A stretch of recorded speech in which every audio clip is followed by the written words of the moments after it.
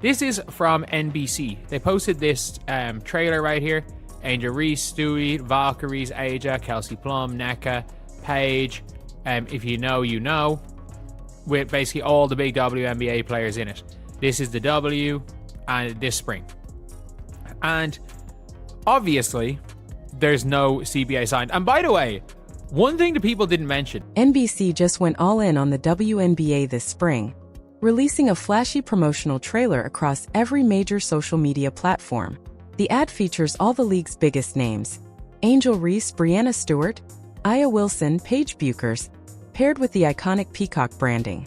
The tagline proudly declares, "This is the W this spring," signaling NBC's commitment to women's basketball. It's a bold, high-stakes move that positions the network as a major backer of the league's stars and storylines. But there's a major complication. The WNBA doesn't yet have a signed collective bargaining agreement. That means the season might not happen at all. NBC is essentially promoting programming that could fail to exist, which raises serious questions. Are they fully confident that a deal will be reached in time? Or are they betting on momentum and hoping the labor dispute resolves quietly? Either way, this is a risky play. If negotiations fall through, the network could face legal headaches, disappointed advertisers, and a credibility hit with fans. At the same time, the promo underscores how high the stakes have become. The WNBA's visibility, sponsorship deals, and cultural presence are all riding on a resolution, and NBC is clearly signaling that it's ready to lean into the league's potential, strike or no strike. They're giving players an average increase of 50k in their late CBA. I need to talk about that. Everyone's saying, "Oh, they didn't offer a different revenue split," and they absolutely did not give the players a revenue split, which is something that I think we all kind of know that isn't going to happen. We've always said is like, look, they're not going to get the rev split, but what they should get is the highest salary possible. The WNBA offered a 50k per player price raise. Like, they literally added an extra 10% to the salary cap. NBC is taking a serious gamble with this WNBA promo. Advertising specific content on a subscription service isn't just marketing, it's a promise to consumers. If fans see Aya Wilson, Breanna Stewart, or Paige Buchers in the trailer and subscribe to Peacock expecting to watch the season, what happens if there's no basketball?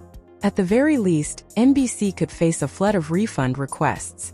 At worst, there's potential for legal challenges, including false advertising claims, because they're promoting content that might not exist. This isn't a rookie mistake.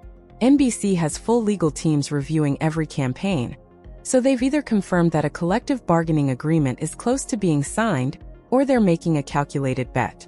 They may be counting on the ad pressure to help push the league and players toward a deal, using public expectation as leverage. Either way, it's high stakes.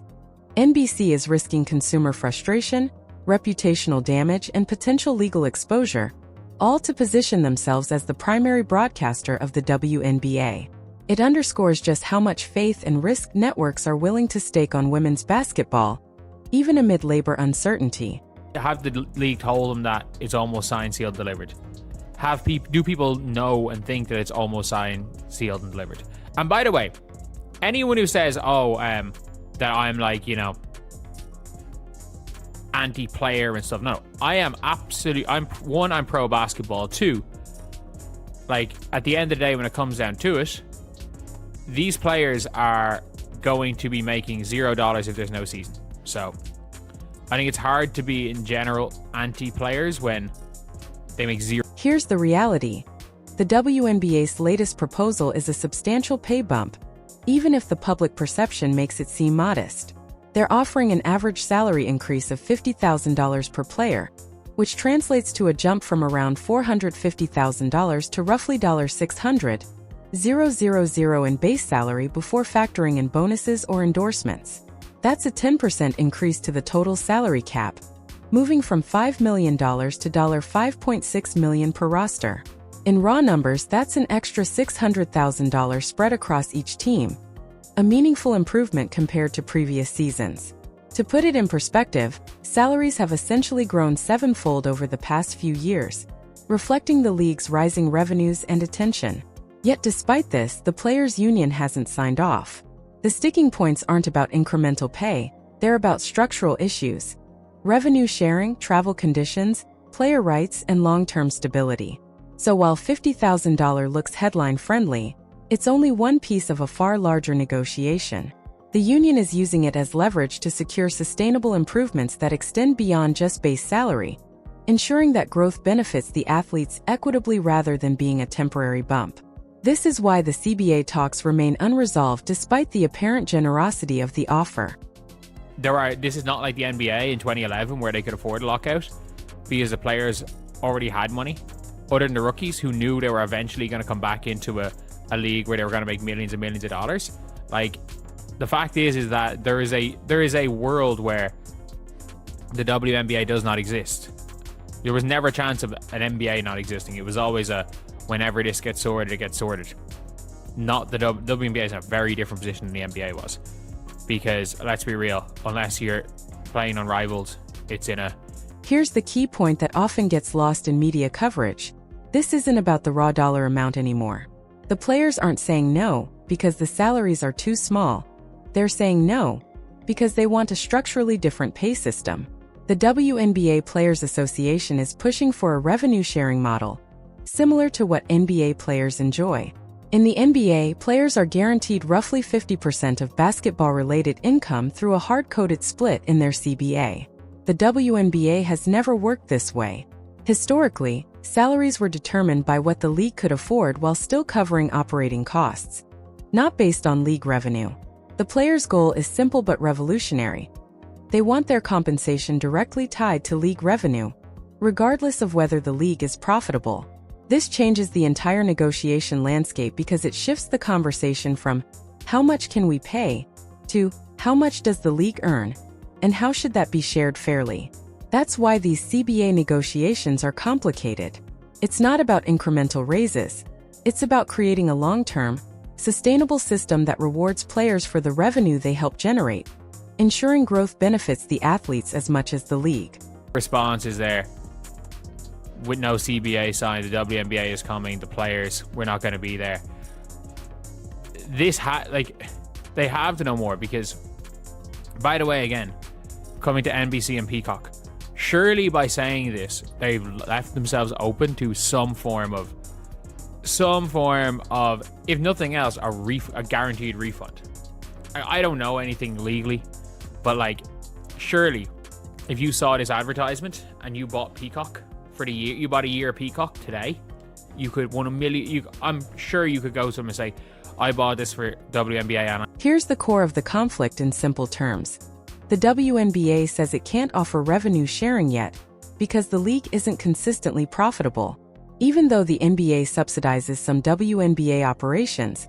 Giving players a cut of revenue that doesn't cover expenses would increase losses. From the league's perspective, they're already offering massive salary increases, nearly doubling what players made under the previous CBA, which they argue should be enough until finances stabilize. The players' argument is equally clear. They are the product. Their talent and performance generate the revenue, and they want a contractual guarantee tying their pay to league growth. With new media deals with NBC, ESPN, and Amazon on the horizon, they want to ensure they benefit proportionally from these deals, rather than being limited to fixed salaries. Both sides have legitimate arguments, but legitimacy alone doesn't prevent labor disputes. The tension is structural. The league wants stability and controlled risk, while the players want fair compensation that reflects their value and secures their financial stake in the league's success. Without compromise, this standoff could result in a season delay or lockout, affecting players, fans, and sponsors alike. More money, they're asking for a new payment structure, which, okay, fair enough, but it becomes very awkward when you only own a certain percentage of your league. But yeah, it is this is a weird one. This really is a weird one when it comes down to it for NBC, because I don't know what NBC are going to do if there's no season. I don't know what any of these networks are going to do if there's no season. Like, do they have... Maybe they have a deal when it comes down... Here's why NBC's advertisement matters so much. Networks rarely invest heavily in promoting content that might not exist, and NBC just spent big on a full WNBA trailer. Those broadcast rights are worthless if there are no games to air, So this move signals one of two possibilities. Either NBC has inside knowledge that the CBA is close to being signed, or they are applying public pressure to encourage a deal by creating fan expectations. The stakes are high. Fans who see the trailer, get excited, and subscribe to Peacock or tune in for games will expect a full season. If negotiations fail and there's no basketball, the backlash could damage both the WNBA and the players' reputations. Refund requests, public criticism, and negative media coverage could follow. In essence, NBC's ad functions as both a signal and a lever. It signals that the network believes a season is likely, which reassures sponsors and fans. At the same time, it applies external pressure on the WNBA and the players' union, pushing both sides toward compromise. It's a high-stakes move that underscores just how important timely resolution of the CBA negotiations is, not just for the league, but for everyone invested in its success. It's like putting lipstick on a pig. I've not responded with anything or publicly started posting on social media about this, or like asking them to write angry letters towards Adam Silver. They haven't posted anything from this since this one, which is important, which is genuinely important. So yeah, it is what it is. It is what it is. Exactly, the silence speaks volumes. The WNBA Players Association isn't known for staying quiet when they disagree. In the past, they've called out league proposals openly, branding offers as lipstick on a pig when they felt shortchanged. Now, with NBC running a full-season promo, there's been no pushback, no public criticism, no social media statements. That's not accidental. It strongly implies that the union has confidence a deal is near, or at least that the advertisement aligns with the reality behind closed doors. They likely have insider insight and trust that negotiations are progressing toward a resolution, which is why they aren't publicly contesting NBC's messaging. In short, the lack of reaction is almost as telling as an official statement. It signals to fans, sponsors, and the league itself that the Players Association doesn't view this promotion as premature or misleading. If anything, it hints that the deal could be finalized soon, and the season is expected to happen. NBC is betting right, and the union is quietly backing that signal. This kind of strategic silence is a subtle but powerful move in high-stakes negotiations. You've got a situation where the players probably, I wouldn't be surprised if that meeting with the AU players was, look, we need a season. We can't live without it. And just do what you can. Do what you can, get us the best deal you can. And I wouldn't be surprised if the players could probably negotiate. They've gone from 5 to 5.6 million. The players could probably negotiate another million on salary cap, which is again an extra 100k per player on average. So basically from the last CBA, from the one 6 weeks ago, they could probably bump up the average salary to 650k from 450k base salary. Exactly. The numbers suggest there's still room for negotiation, even within the league's current framework. The WNBA has already moved the salary cap from $5 million to $5.6 million, which adds roughly $50,000 per player on average. Based on how these discussions usually go, the players could push for an additional $1 million total, which would translate into about $100,000 more per player on average. That would take the base salary from around $450,000 to roughly $650,000 per player, a significant increase in just a few weeks. It shows that the Players Association has leverage and isn't just negotiating for principle. They can still achieve tangible, measurable improvements for this season. The key is balancing urgency with strategy. They want a season to happen, but they also want to maximize compensation and revenue-sharing guarantees where possible. So, meetings like the one you described are likely framed as, *, we need a season, but let's get the best deal possible under the circumstances. *, this is where smart negotiation and patience can pay off. The league wants a season, the players want fair compensation, and the numbers suggest there's enough flexibility for both sides to reach a meaningful agreement. They absolutely have the ability to do that. And yeah, it is what it is. It is what it is. I think there's no way that a network would be posting this unless they were confident. Unless they were confident, especially when you put fucking neck in the trailer. Like, I don't think this is going to put pressure on the players, because a network is not going to be putting pressure on the players, because the network can probably almost certainly get their money back if there's not going to be a WNBA season. So yeah, let me know what you guys think. I still think the likelihood is well above 50% of there being a season.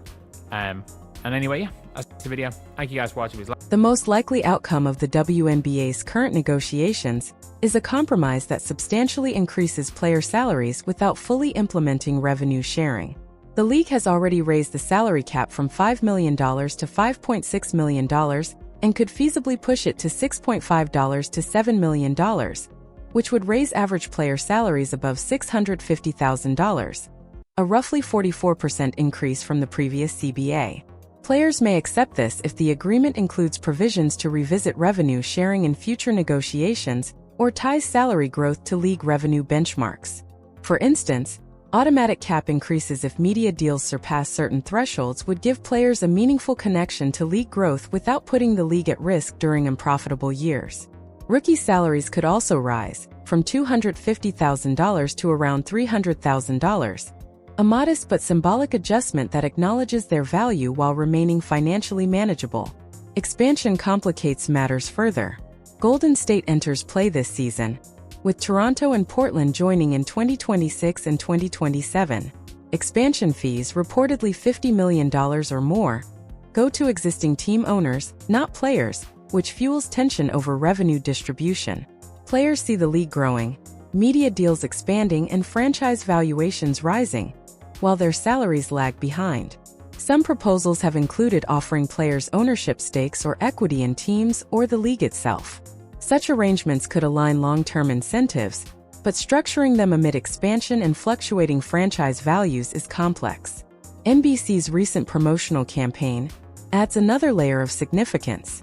Major networks do not advertise programming that might not exist without strong assurance of a deal. If negotiations fail and the WNBA season is canceled, NBC faces potential refunds, legal risks, and reputational damage. The fact that the Players' Union has not publicly criticized NBC's trailer is telling. They likely have insight that a resolution is near and are quietly supporting the push toward a deal. Timing adds further pressure. Training camps are approaching, teams need preparation time, and players must make logistical adjustments before the season begins. Every day the negotiations extend compresses the window for readiness, incentivizing both sides to reach an agreement quickly. Both the league and the union remain at the table, signaling that a middle ground is achievable even if neither party has fully revealed their strategy. The most probable resolution involves a salary cap landing somewhere between $6 and $7 million, average player compensation reaching approximately $650,000, and language addressing future revenue sharing. Rookie salaries will rise slightly, and both sides will claim a measure of victory. The league preserves its financial stability, players secure meaningful raises and future protections, and the WNBA season proceeds, maintaining momentum built over the past years, particularly with stars like Caitlin Clark drawing unprecedented attention. Ultimately, this compromise ensures that the WNBA continues growing its audience and reputation while avoiding the damage of a labor stoppage. NBC's bet, the union's measured silence, and the approaching season all suggest that a resolution is imminent, allowing the league, players, and fans to focus on basketball rather than labor disputes. Both sides may not get everything they want, but they will achieve enough to justify signing, ensuring that women's basketball maintains its upward trajectory.